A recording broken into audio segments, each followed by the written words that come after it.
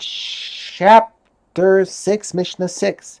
The previous Mishnah discussed a case of one nega inside another nega, with a band of healthy flesh in between.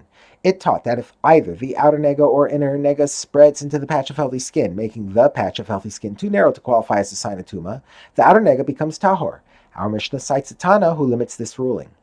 Rabbi Shimon said, when is it said that the outer nega is tahor if the inner or outer nega spreads into the patch of healthy skin? It is said when the patch of healthy skin is exactly the size of a lentil, so that when the nega spreads into it, the patch of healthy skin is now smaller than the size of a lentil, which is the minimum size of a nega. However, if the patch of healthy skin was originally larger than a lentil, and the inner nega spreads somewhat outward into the patch of healthy skin, such that the remaining area of the patch of healthy skin remained at least the size of a lentil, the additional area of the patch of healthy skin, i.e. the area larger than a lentil, into which the nega spread, is a sign of spreading for the inner nega, and is confirmed tame. The outer nega remains tame because it still contains a lentil-sized patch of healthy skin.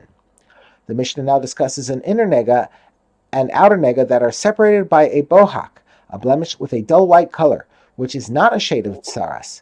As in the case of the healthy skin described in the previous Mishnah, the inner nega is surrounded by the bohak, and the bohak is surrounded by the outer nega.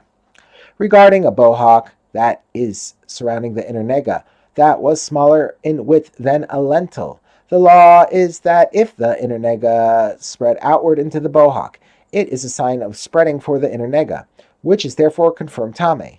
But if the outer nega spread inward into the bohak, it is not a sign of spreading for the outer nega, and the outer nega continues to be confined.